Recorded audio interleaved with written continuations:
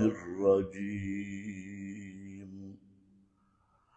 بسم الله الرحمن الرحيم إنما المؤمنون الذين إذا ذكر الله وجلت قلوبهم سبحان ربك رب العزة عما يصفون وسلام على المرسلين والحمد لله رب العالمين۔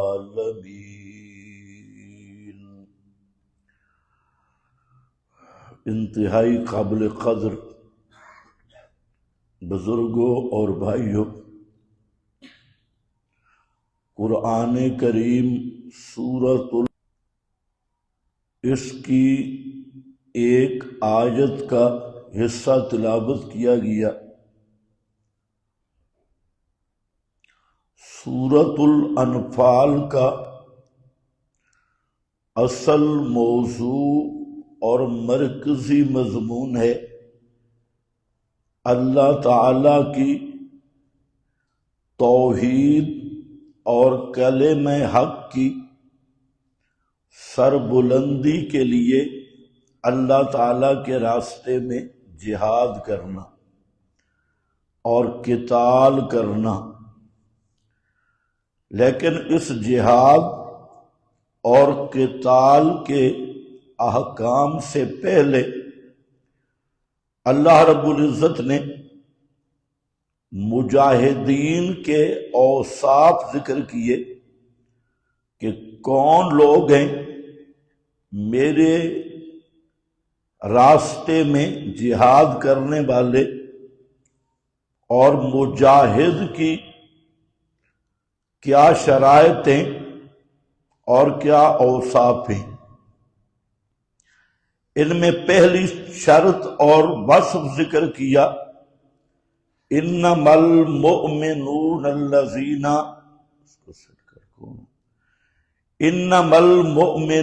الذین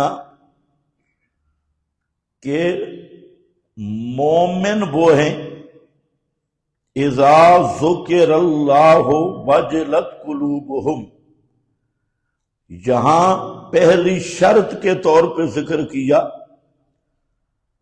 کہ مجاہد فی سبیل اللہ وہ آدمی ہو سکتا ہے جس میں ایمان ہو،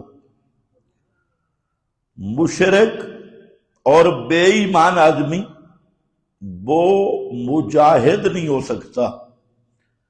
تو پہلی شرط کے طور پہ ذکر کر دیا انما المؤمنون، یا مومنون سے اصل مراد مجاہدین ہیں، جہاد کرنے والے، لیکن وصف اس انداز میں ذکر کیا کہ جس سے مقصد ہے کہ ایمان جہاد کے لیے شرط ہے۔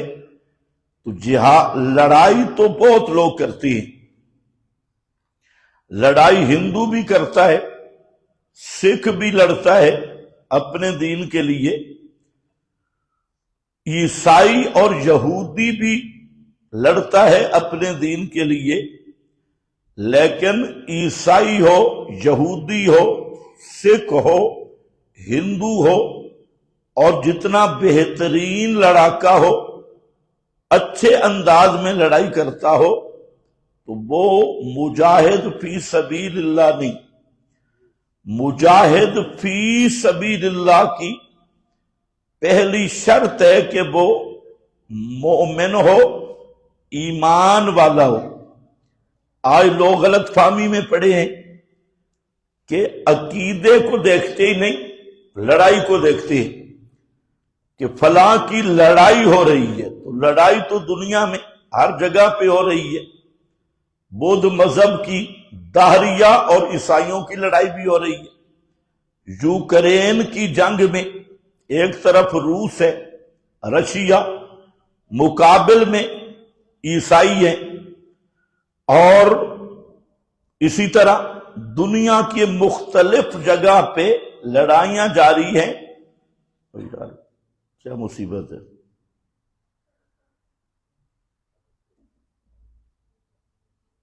یہ سیٹ نہیں ہوگا تم سے۔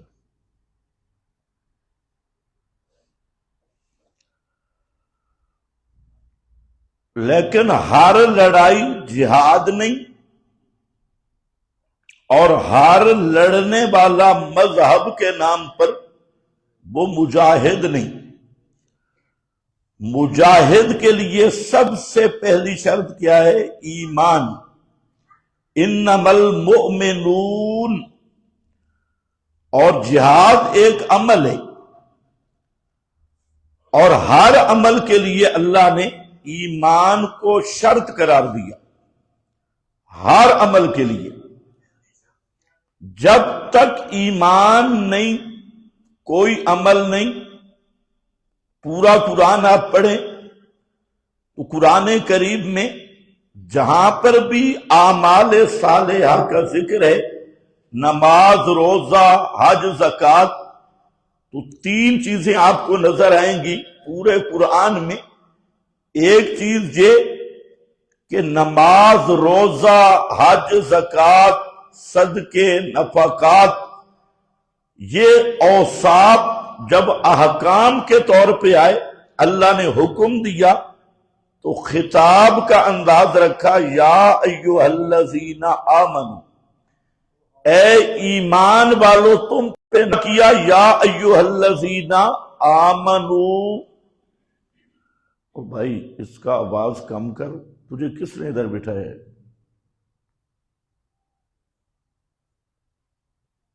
دوسرا بھاگ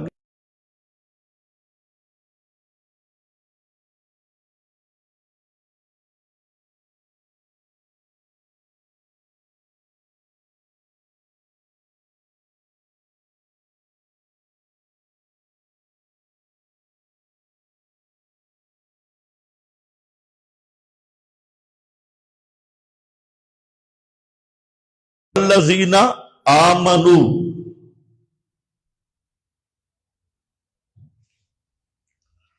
اے ایمان والو۔ اور بہت ساری جگہ پہ شرط لگائی گئی کہ من عمل صالحا من ذکر او انثی وہو مؤمن فہو مؤمن، کہ جو مرد اور عورت عمل کرے نیک، لیکن شرط کیا ہے کہ مومن ہو، ایمان والا ہو۔ جب تک عقیدہ صحیح نہیں تو کوئی عمل صالح بن ہی نہیں سکتا۔ تو عمل صالح بنے گا ہی تب کہ عقیدہ صحیح ہو۔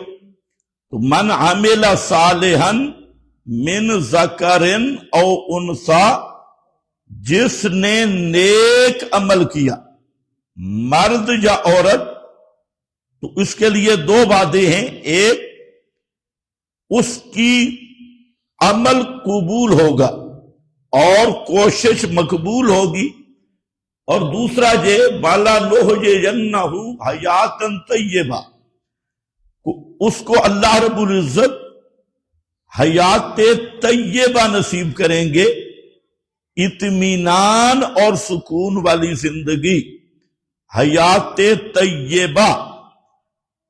یہ اللہ تعالی اس مومن کو نصیب کریں گے۔ تیسرا کہ جہاں پر بھی قرآن کریم میں عمل صالح کی بات آئی تو ایمان کو مقدم کیا، الذین آمنوا وعملوا الصالحات، جو ایمان لائے، وعملوا الصالحات، اور عمل کیے نیک۔ عملوا الصالحات بعد میں ہے اور آمنوا پہلے ہے، تو آمنوا کو مقدم کر دیا عملوا الصالحات پر۔ یہ تین طرح قرآن کریم میں آپ کو ملے گا۔ پہلا میں نے عرض کیا کہ خطاب ہی आमाल सालेहा का ईमान वालों को है। दूसरा कि अमल साले के लिए शर्त ही लगाई ईमान, और तीसरा कि अमल साले पर मुकद्दम जिक्र किया ईमान को। तो इन तीन वजूह पर पूरे कुरान करीम में अमल साले और ईमान का रब्त आपको मिलेगा।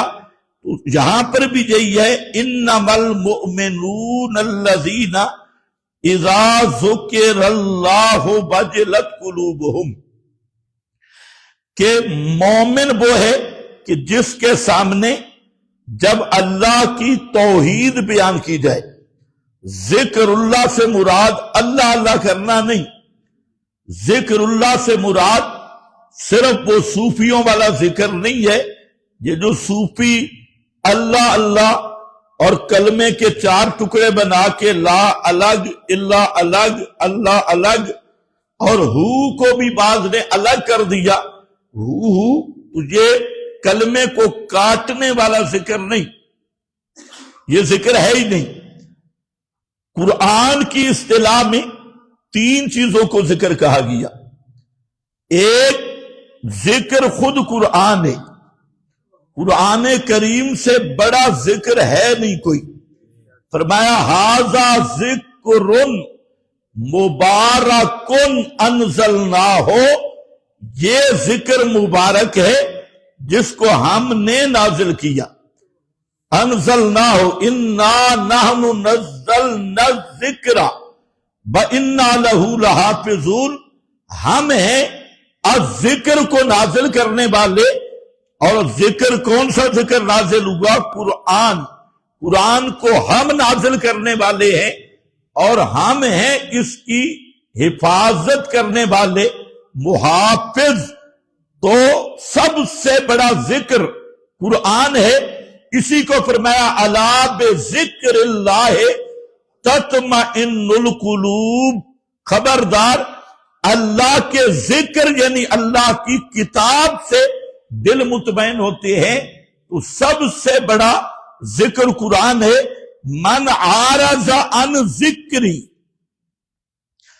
मन आरज़ा अन जिक्री फइन्न लहू मईशतन ज़नका, फरमाया कि जिस आदमी ने कुरान करीम से मुंह मोड़ा और कुरान से एराज किया, फइन्न लहू मईशतन ज़नका, उसकी जिंदगी तंग कर दूंगा और उसकी जिंदगी और गुजरान तंग होगी। सारी दुनिया की आसैशें मिल जाए, मालो दौलत मिल जाए, लेकिन उसकी जिंदगी में सुकून नहीं होगा। इत्मीनान और सुकून अल्लाह ने रखा है कुरान के अंदर। अकीदा भी कुरान मुकद्दस वाला हो और कुरान के साथ ताल्लुक भी रहे, सिर्फ रमजान में नहीं, पूरी जिंदगी का हर लम्हा वो अगर आबाद होता है तो कुरान के साथ आबाद होता है। और इस किताबुल्लाह को समझने के साथ और इस नियत के साथ समझना कि मैं इस पे अमल पैरा हूंगा, इसकी हिदायत को कबूल करूंगा, इस नियत पर कुरान करीम को देखना कि ये अल्लाह ताला का कलाम और हाकिम किताब है और मुर्शिद किताब है। इसी नियत से कुरान को देखना, ये वो चीज है जो हुदल लिल मुत्तकीन भी है और हुदल लिन नास भी है। तो सबसे बड़ा जिक्र किया है अल्लाह का कुरान। और दूसरा, कुरान करीम की इस्तिलाह में अल्लाह ताला का जिक्र ये तौहीद है। अल्लाह ताला की तौहीद खालिस ये अल्लाह का जिक्र है। जैसे कुरान करीम में फरमाया इज़ा ज़करता रब्बका फिल कुरान वहदहू बल्लो अला अदबारिहिम नुफूरा, और जैसे फरमाया इज़ा ज़करता, मेरा पैगंबर जब आप जिक्र करते हैं अपने रब की तौहीद का, बल्लो अला अदबारिहिम नुफूरा, ये पीठ देकर भागते हैं। اسی طرح اذا ذکر اللہ وحدہ، اذا ذکر اللہ وحدہ، جب اکیلے اللہ کا ذکر کیا جائے. اکیلے اللہ کا ذکر کا کیا معنی؟ اللہ کی توحید بیان کی جائے اور یہ مسئلہ بیان کیا جائے کہ حاجت روا صرف اللہ، مشکل کشا صرف اللہ، بگڑی بنانے والا صرف اللہ، پکارے سننے والا صرف اللہ، دعائیں قبول کرنے والا صرف اللہ. اذا ذکر اللہ وحدہ، اور وحدہ تب بنتا ہے کہ اللہ کے سوا کوئی حاجت روا نہیں، کوئی مشکل کشا نہیں. یہ ہے وحدہ، اللہ کے سوا کوئی سمیع بصیر نہیں، کوئی غیب دان نہیں. یہ ہے وحدہ. فرمایا جب اللہ کی توحید کا تذکرہ ہو تو مشرک بھاگتا ہے، پیٹھ پھیرتا ہے، نفرت کرتا ہے، اور مومن کیا ہوتا ہے؟ واجلت قلوبہم، مومن کا دل واجلت، اللہ کی عظمت سے پر ہو جاتا ہے، اور اللہ کی مومن کے دل میں عظمت آتی ہے، اور مومن کا ایمان بڑھتا ہے، اللہ کی عظمت دل میں اور آ جاتی ہے، اور مومن کا دل ڈرتا بھی ہے اور خوش بھی ہوتا ہے.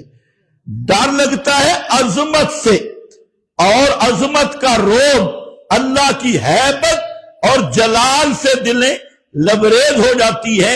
تو فرمایا واجلت قلوبہم، واجلت قلوبہم.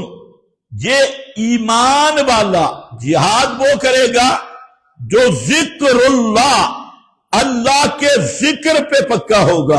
اور اللہ کا ذکر کیا ہے؟ اللہ کی توحید. یہ اللہ کا ذکر ہے، اور توحید سے جب دل آباد ہو جائے، صرف زبان نہیں، دل آباد ہو اللہ کی توحید سے، اور توحید رچ بس جائے دلوں کے اندر، تو یہ توحید بہادر بنا دیتی ہے. اور اگر توحید دل میں نہیں تو مشرک کیا ہوتا ہے؟ بزدل. مواحد نڈر اور بہادر ہوتا ہے، اور مشرک بزدل. کبھی ڈنڈیوں سے ڈرے گا، کبھی کنڈیوں سے ڈرے گا، کبھی قبر سے ڈرے گا، کبھی رات کو چھت سے چوہا گر گیا، یہ بیچارہ تب بھی ڈرا ہوا ہے. یہ مشرک ہمیشہ بزدل ہوتا ہے. اور مواحد میں اللہ کی توحید جب رچ بس جاتی ہے تو توحید بہادر کر دیتی ہے اور سجا کر دیتی ہے. تو یاد رکھنا، ذکر اللہ وہ کیا ہے؟ اللہ تعالی کی توحید. سورہ حامی مومن میں ذکر کیا کہ کچھ لوگ جہنم میں ہوں گے، اور جہنم کے اندر وہ تمنا کریں گے اللہ کے سامنے، عرض کریں گے کہ اللہ ہمیں جہنم سے نکال، ایک دفعہ ہمیں جہنم سے نکال دے، اب ہم غلطی نہیں کریں گے. اور پہلی غلطیاں اب ہم مان رہے ہیں، پہلے دنیا میں ہم نہیں مانتے تھے. اور مشرک اور بدعتی یہ دو بدبخت ایسے ہیں کہ یہ اپنی غلطی ماننے کے لیے تیار ہی نہیں. ہر مجرم اپنا جرم ماننے کے لیے تیار ہے. ڈاکو سمجھتا ہے کہ میں غلط کر رہا ہوں، چور سمجھتا ہے کہ میں غلط کر رہا ہوں، زناکار اور بدکار وہ سمجھتا ہے کہ میں غلط کام کر رہا ہوں. اور اسی طرح فراڈ کرنے والا، حرام کھانے والا، اور دکان پہ اور اپنے معاملات میں ڈنڈی مارنے والا، کم از کم وہ سمجھتا ہے کہ میں زیادتی کر رہا ہوں، غلط کر رہا ہوں، تو اس کو توبہ کی توفیق بھی ہو جاتی ہے. لیکن شرک اور بدعت ایسے گناہ ہے کہ ان کو کرنے والا اس کو نیکی سمجھ کے کرتا ہے، اور انہیں اللہ کا قرب سمجھ کے کرتا ہے. اس لیے اس کو توبہ بھی نصیب ہونا بہت مشکل ہوتا ہے کہ شیطان نے شرک کا نام عشق رکھ دیا اور بدعت کا نام اللہ کا قرب رکھ دیا اور اللہ تعالیٰ کی عبادت رکھ دی. اب مشرک کرتا شرک ہے، سمجھتا عبادت ہے. اب اس کو کہو 11ویں کیوں دیتا ہے تو آپ سے لڑے گا. میرا دین اور مذہب ہے۔ اسی طرح یا علی مدد کے نعرے کیوں لگاتا ہے؟ علی علی کے نعرے مشکل کشا حاجت روا کے کہتے میرا مذہب ہے، میرا دین ہے، 12 اماموں کو پکارنا میرا دین ہے، پیروں اور قبر والوں کو پکارنا میرا دین ہے۔ اس پر یہ لڑتا بھی ہے، گالیاں بھی دیتا ہے اور اسے عبادت سمجھتا ہے۔ تو وہ جو جہنم میں کھڑے ہوں گے وہ کچھ لفظ کہیں گے، وہ یہ کہیں گے فَاعْتَرَفْنَا بِذُنُوبِنَا فَاعْتَرَفْنَا بِذُنُوبِنَا۔ یہ فا بتا رہی ہے، کیا معنی ہوگا؟ اب ہم اقرار کرتے ہیں اپنے گناہوں کا، اب ہم اعتراف کر رہے ہیں، مان رہے ہیں کہ واقعی غیر اللہ کو پکارتے رہے، یہ ہمارے گناہ تھے، ہم ثواب سمجھے رہے، ہم سمجھے رہے یہ ہمارا وسیلہ ہے، ہم انہیں اللہ نہیں سمجھتے، ہم تو سمجھتے رہے یہ ہمارے سفارشی اور ہمارا وسیلہ ہے، اس لیے ان کو پکارتے رہے۔ آج جہنم میں جا کے ہمیں پتا چلا کہ باقی یہ تو شرک تھا۔ فَاعْتَرَفْنَا بِذُنُوبِنَا، اب ہم نے اعتراف کیا ہے، اس سے پہلے نہیں۔ اس لیے فَهَلْ إِلَىٰ خُرُوجٍ مِّن سَبِيلٍ، فَهَلْ إِلَىٰ خُرُوجٍ، بس کیا ہے کوئی جہنم سے نکلنے کی صورت؟ ہم تو اعتراف کر چکے ہیں اپنے گناہوں کا، جہنم سے نکال دے، جواب آئے گا لا سبیل لکم، کوئی راستہ نہیں جہنم سے نکلنے کا۔ کیوں؟ اذا ذکر اللہ وحدہ کفرتم بَإِن یشرک بہ تؤمنوا۔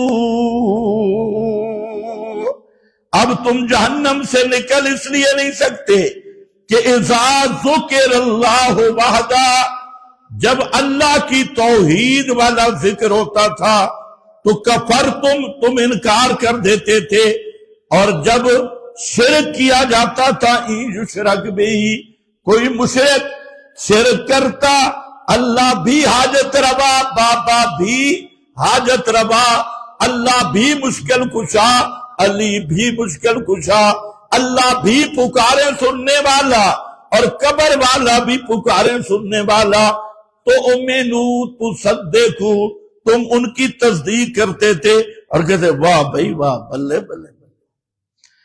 توحید بیان ہوتی تو غصہ آتا، لڑائی کرتے، اور شرک بیان ہوتا تو خوش ہوتے اور تصدیقیں کرتے کہ واہ مولوی صاحب پھٹیاں بند دیتیاں۔ آج جڑا مسئلہ بیان ہویا نا 12 سال دا بیڑا، شاہ شمس تبریز سورج بلا لیا، بری امام 16 سال ٹوبی ماری، فلانا، آج جو کام ہوا نا مزہ کر دیا، فرمایا تم وہ بے ایمان ہو جب تمہارے سامنے میری توحید کا ذکر ہوتا تھا اور میری وحدانیت کا ذکر ہوتا تھا، کفر تم انکار کرتے تھے، اور جب شرک کیا جاتا بڑے خوش ہوتے۔ آج بھی ذرا ان کے نعرے چیک کرو، نعرے تکبیر لگائیں گے نا، اللہ اکبر اللہ اکبر، اور جب پہنچیں گے نعرے رسالت یا رسول اللہ اور نعرے حیدری پر تو سارے گیر لگائیں گے، نعرے حیدری پہ پورا زور، تو اللہ کے ساتھ مشرک کا تعلق ہی نہیں ہوتا، نعرے تکبیر اللہ اکبر تو سارے مر گئے نہیں، اور نعرے رسالت یا رسول اللہ تے نعرے حیدری پورا سنو، ان کو پتہ چلے۔ تو یہ ہے ان یشرک بہ تؤمنو۔ تو میں عرض کر رہا ہوں کہ ذکر کیا ہے؟ ذکر قرآن ہے، قرآن نہیں پڑھتا، ذکر توحید ہے، اللہ کی توحید، یہ اللہ کا سب سے بڑا ذکر ہے، اور یہ والا ذکر اللہ اکبر، سب سے بڑا ذکر اللہ کی توحید ہے۔ اور جب توحید دل میں آ جائے تو پھر مادہ پرستی دل سے نکل جاتی ہے، دنیا کی ٹیپ ٹاپ بھی دل سے نکل جاتی ہے۔ حافظ ابن کثیر رحمت اللہ علیہ نے اپنی کتاب البدایہ والنہایہ میں ایک بات لکھی، ابھی میرے ذہن پہ آ گئی۔ حافظ صاحب نے جنگ قادسیہ کی لڑائی کے احوال لکھے، قادسیہ کی جنگ، اور یہ جنگ تھی ایرانیوں کے ساتھ، فارسیوں اور ایرانیوں کے ساتھ۔ حضرت فاروق اعظم رضی اللہ تعالی عنہ کے زمانے میں ایران کو فتح کیا تھا فاروق اعظم نے۔ بولو کس نے؟ فاروق اعظم نے۔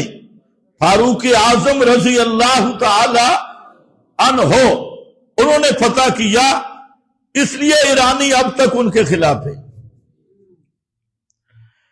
جو اندر سے مسلمان نہیں ہوئے نا، اسی طرح مجوسی رہ گئے۔ یہ مجوسی سٹیٹ تھا آگ پرستوں کا، اور مجوسیت کا گھر تھا، اور فاروق اعظم نے ایران کو فتح کیا تو جو مجوسی نسل ہے آج تک فاروق اعظم کے خلاف ہے۔ اور پھر یہودیت ساتھ مل گئی۔ یہ شیعہ کوئی مذہب نہیں ہے، شیعہ مجوسیت اور یہودیت کی مکسچر مشین کا نام ہے۔ دونوں، مجوسی بھی اور یہودی دونوں کو ملاؤ تو اوپر شیعہ کا بورڈ لگا دو۔ اور یہ میں بالکل صحیح کہہ رہا ہوں، خود شیعہ کتابوں میں موجود ہے، یہ میں اپنی طرف سے بھی نہیں کہہ رہا، شیعہ کتب میں موجود ہے کہ التشیع ماخوذ من الیہودیت، کہ تشیع جو ہے یہ ماخوذ ہے، لی گئی ہے، نکلی ہے یہودیت سے، اور اس میں کوئی شک نہیں۔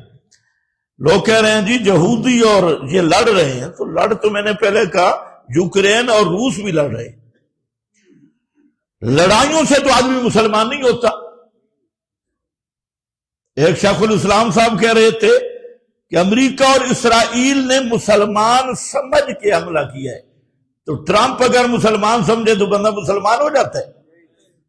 یہ نیا معیار آ گیا ہے کہ امریکہ اور اسرائیل نے انہیں کیا سمجھ کے حملہ کیا؟ مسلمان سمجھ کے حملہ کیا، تو اب ان کو اسلام کی سند دی جا رہی ہے، امریکہ اور اسرائیل نے انہیں مسلمان سمجھا ہے۔ واہ واہ، نئی سند آ گئی کہ جس کو ٹرمپ مسلمان کہے وہ مسلمان ہے، اور جس کو نیتن یاہو مسلمان سمجھے تو وہ کیا ہو گیا؟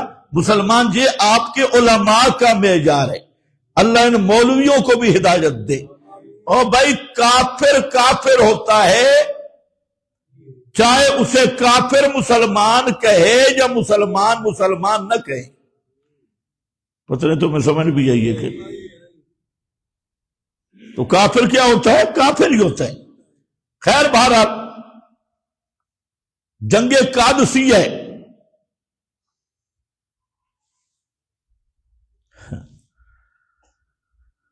قادسیہ کی جنگ میں سپہ سالار ہیں سعد ابن ابی وقاص رضی اللہ تعالیٰ عنہ۔ اور سعد ابن ابی وقاص یہ وہ جرنیل صحابی ہیں جنہوں نے سب سے پہلے جہاد کے معاملہ میں سب سے پہلے تیر چھوڑا تھا اور تیر مارا تھا۔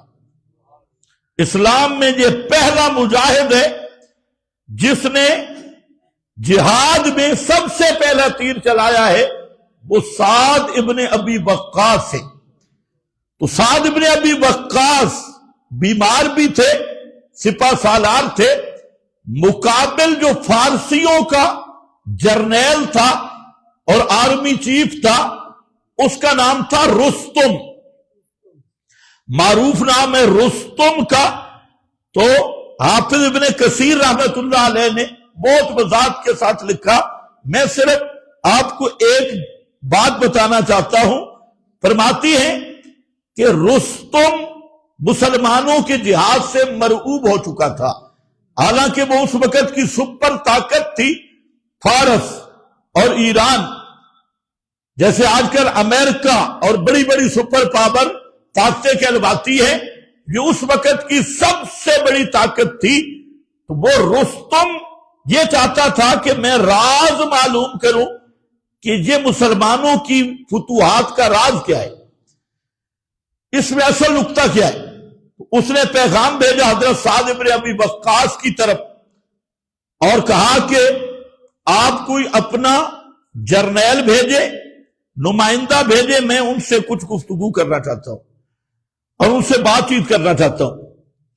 تو حضرت سعد بن ابی وقاص، توجہ میری طرف رہے، سعد بن ابی وقاص نے لشکر کو دیکھا اور اس لشکر میں سب سے جو کمزور آدمی تھے، صحابہ کرام میں سے کمزور، جسمانی لحاظ سے، ظاہری لحاظ سے، ورنہ صحابہ کا باطن وہ اتنا مضبوط اور اتنا قوی ہے کہ دنیا میں اس کی مثال نہیں، جو ظاہری صورت کے لحاظ سے لاغر اور کمزور اور بظاہر شکل و صورت کے لحاظ سے فقیر آدمی تھے۔ تو حضرت سعد نے ان کو منتخب کیا اور انہیں فرمایا آپ آئیں۔ ربی بن عامر اس کا نام ہے، ربعی بن عامر صحابی ہے، اس کے کپڑے پھٹے پرانے، بالوں میں گرد غبار جمی ہوئی اور قد اونچا اور بالکل جسم نحیف، پتلا جسم۔ تو ان کو حضرت سعد نے منتخب کیا، فرمایا اپنا گھوڑا لاؤ۔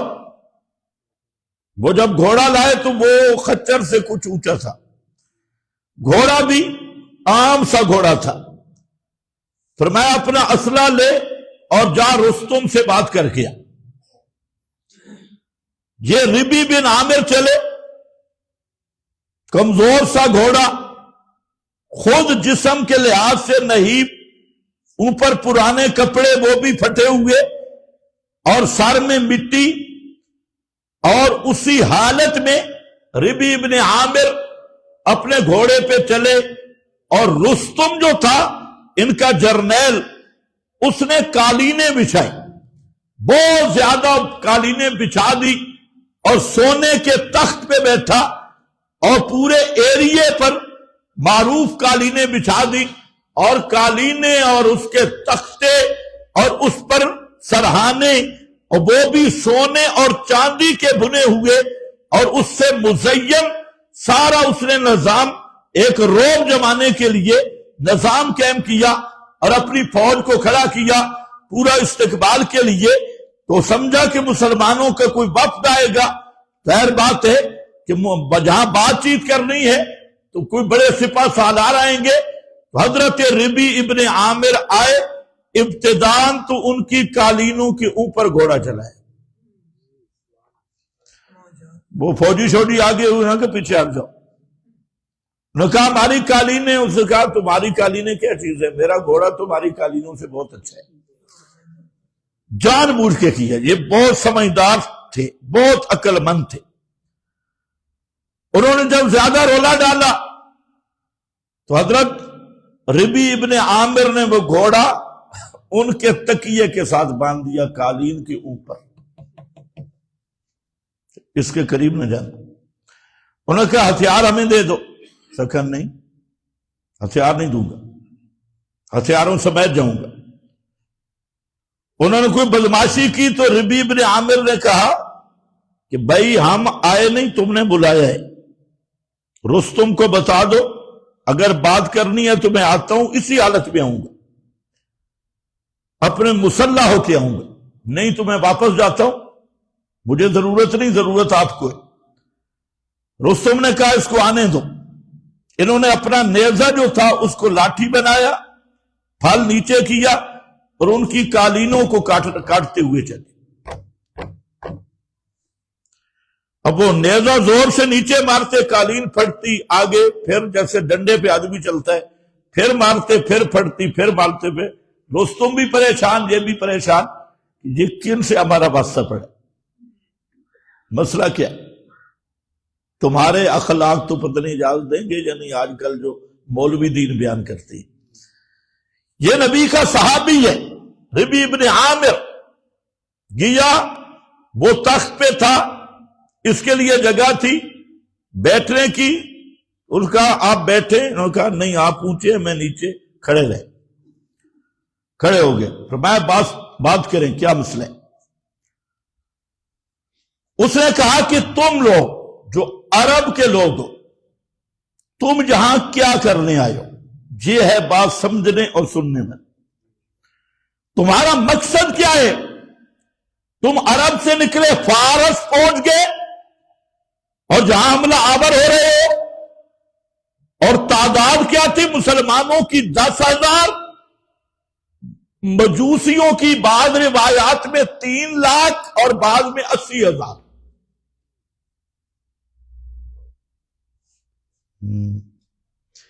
اس کی تلوار اتنی تھی، اٹھائے ہوئے تھا، اس نے اپنی تلوار دکھائی سامنے، نیزے فلاں، بہرحال وہ جو روب ڈال سکتا تھا اس نے ظاہر کر کے کہا کہ تم بتاؤ تمہارا مقصد کیا ہے؟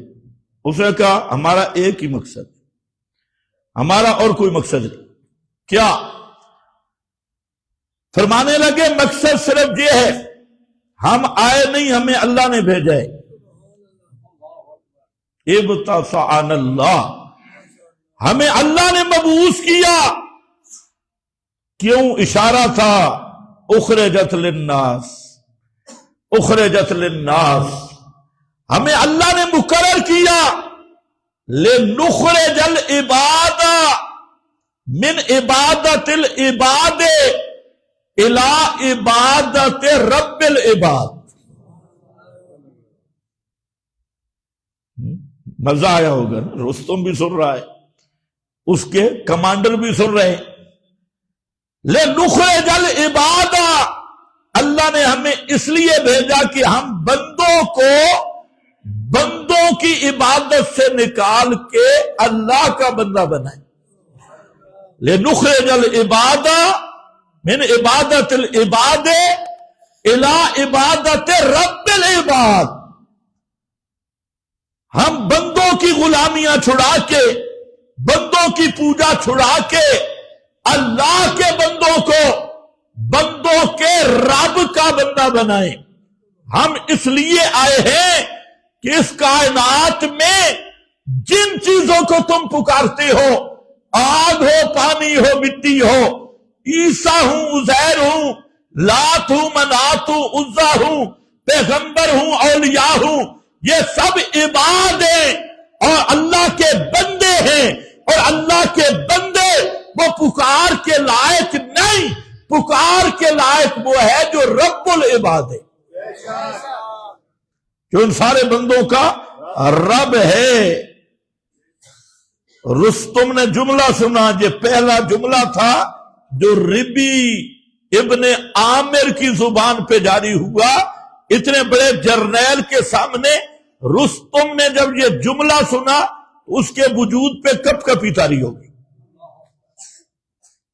پہلے سب مذاق کر رہے تھے، کپڑے دیکھو، شکل و صورت دیکھو، تلوار دیکھو، گھوڑا دیکھو، لیکن جب بات آئی مشن ہمارا کیا ہے، کیوں ہم آئے، تاکہ بندوں کی غلامی سے نکالیں اور رب العباد کا بندہ بنائیں۔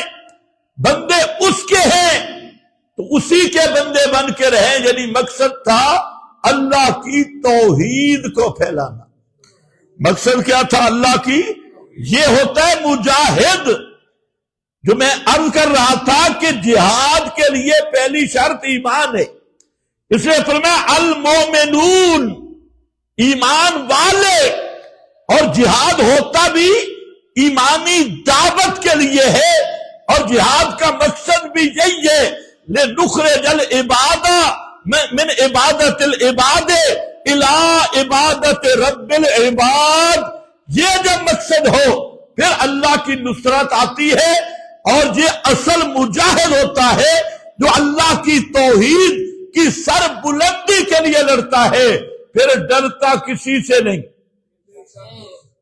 سامنے بیٹھ کے یہ جملہ جہاں بیان کرنا آسان ہے اور تلواروں کے سائے کے نیچے بیان کرنا مشکل ہے، اور وہ بھی مشرکین کے سامنے، ان کے بڑے جرنیل کے سامنے۔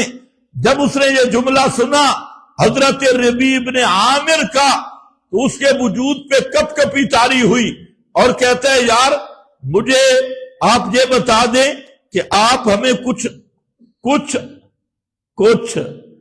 مہلت دے سکتی ہیں؟ مہلت؟ لاکھوں کی فوج والا مہلت مانگ رہا ہے۔ نے کہا ہاں مہلت دے سکتا ہوں، لیکن مسئلہ یہ ہے کہ ہمارے نبی نے ہمیں یہ دعوت دی ہے اور ہمیں سبق دیا ہے کہ مہلت 3 دن سے اوپر نہیں ہوگی۔ 1 دن، 2 دن اور تیسرا دن۔ سپر پاور کیا کہہ رہی ہے؟ مہلت دے دو۔ اور یہ کیا کہہ رہے ہیں؟ مہلت نہیں ملے گی، مہلت ہم دیں گے لیکن کب؟ 3 دن تک۔ ہمارا مسئلہ مانو، مسئلہ یہی ہے کہ بندوں کی عبادت چھوڑو، اللہ کی عبادت کی طرف آؤ، اللہ کی توحید کی طرف آؤ۔ تو رستم کے جو اردا گرد تھے انہوں نے گھورنا شروع کیا کہ بادشاہ تجھ پہ، اپنا سپہ سالار تم پہ جادو ہو گئی ہے، اس ایک بدو کی بات پہ آپ ڈرے ہوئے، یہ تو عرابی ہے، بدو ہے، اس سے آپ ڈر گئے، اس کے کپڑے نہیں دیکھتا، انظر الی ثیابہ، اس کے کپڑے دیکھو، اس کی تلوار دیکھو، ان کے گھوڑے دیکھو، اسلحہ دیکھو۔ تو وہ رستم جرنیل وہ بھی بڑا سمجھدار تھا، اس نے کہا او پاگلو، ہم کو تم کپڑوں کی طرف دیکھ رہے ہو، تلوار کی طرف دیکھ رہے ہو اور گھوڑے کی طرف، اس آدمی کی گفتگو تم نے نہیں سنی، اس کی بات تم نے نہیں سنی کہ یہ کس مشن پہ ہے اور ان کا مقصد کیا ہے، اور پھر ان کا انداز نہیں سنا، ان کی گرجدار آواز نہیں سنی، ان کا اعتماد نہیں دیکھا کہ یہ کس اعتماد کے ساتھ میرے سامنے بات کر رہے ہیں، اور نہ انہیں ہماری قالینوں کی کوئی پرواہ ہے، نہ زربخت کی کوئی پرواہ ہے، نہ تلواروں کی۔ گھوڑا قالینوں پہ دوڑا دیا، تلوار اور نیزے سے قالینیں کاٹ کے آیا، اس یہ بتا رہا تھا مجھے کہ نہ ہم تمہاری قالینوں سے ڈرنے والے ہیں، نہ ہم تمہاری تلواروں سے ڈرنے والے ہیں۔ مشن ہمارا یہ ہے۔ تو پہلی شرط جہاد کے لیے کیا ہے؟ ایمان ہو، اور پھر جہاد ہو بھی کس کے لیے؟ کلمہ توحید کی سر بلندی کے لیے۔ اس لیے مت دھوکے میں رہو، مشرک جو بھی ہو، مشرک لڑے، جیت جائے یا شکست کھا جائے، وہ مشرک ہوتا ہے، جیتنے سے وہ موحد نہیں بنتا، جیت جانے سے موحد نہیں بنتا۔ آج بڑے بڑے حضرات دشمنان صحابہ کو شہید ڈکلیئر کر رہے ہیں، اور منکرین توحید اور یہ مظلوم ہے۔ میں نے کہا یہ کہہ سکتے ہیں، ظالم مظلوم کہہ سکتے ہیں، کافر میں بھی ایک ظالم ہوتا ہے، دوسرا مظلوم فی نفسی، دونوں ظالم ہوتے ہیں، لیکن کبھی ایک صورت ظالم مظلوم کی، 2 خنزیر بھی لڑ پڑے، ایک کی زیادتی ہوتی ہے۔ تو یہ کہہ سکتے ہیں زیادتی کس کی ہے یا کس کی نہیں، لیکن یہ کون سا طریقہ ہے کہ جو قرآن مقدس کی تعریف کرنے والا اور اس کو اپنا ایمان سمجھنے والا حضرت عائشہ صدیقہ اور سارے صحابہ کو بکواس کرنے کو اپنا دین اور ایمان سمجھنے والا، اللہ کی توحید کا منکر، 12 مشکل کشا، حاجت روا سمجھنے والا، پیغمبر کی ختم نبوت کا منکر، 12 اماموں پر وحی کا نزول اور ان کی عصمت کا عقیدہ رکھنے والا، اللہ تعالی کے لیے بدا کا عقیدہ رکھنے والا، یہ ایسا کافر ہے جس کا کفر قطعی ہے اور بالکل ضروریات دین میں سے ہے۔ اگر کوئی مولوی یا کوئی سکولی یا کوئی ڈکٹیٹر یا کوئی وردی والا یا بغیر وردی والا جان بوجھ کر ایسے آدمی کو مسلمان سمجھے یا مومن سمجھے، وہ خود بھی مسلمان بھی نہیں، مومن بھی نہیں، وہ بھی اسی درجے کا کافر اور بے دین ہے۔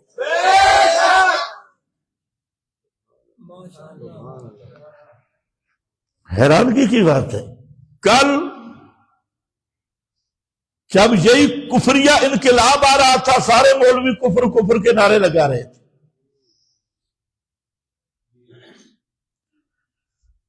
اور آج جب باپ بیٹے کی لڑائی ہو گئی،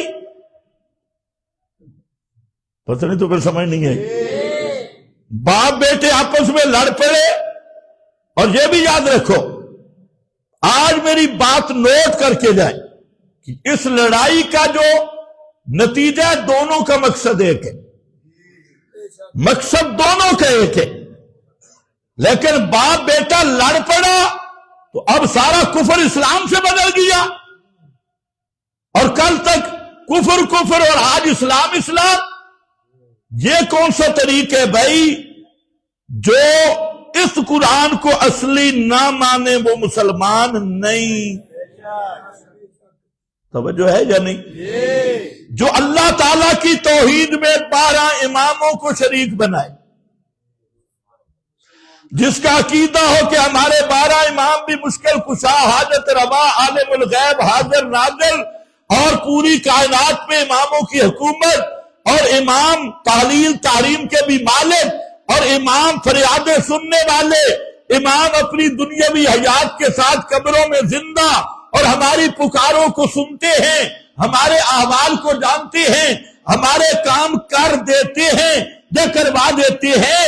ایسا عقیدہ رکھنے والا وہ چاہے 1000 دفعہ لڑے یا 1 دفعہ لڑے، اپنے باپ سے لڑے یا کسی اور سے لڑے، ایسا آدمی مسلمان نہیں۔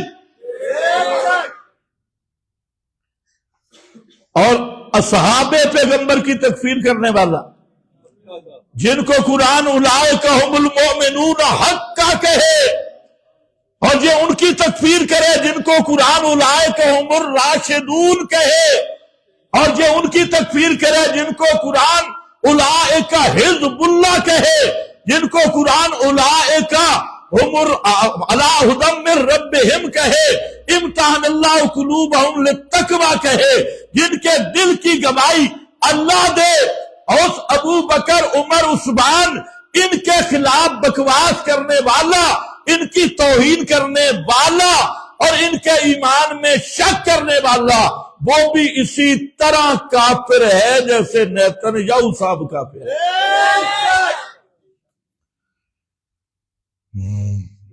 پہلی شرط ہے انما المؤمنون الذین اذا ذکر اللہ وجلت قلوبہم وَإِذَا تُلِيَتْ وَآخِرُ دعوانا۔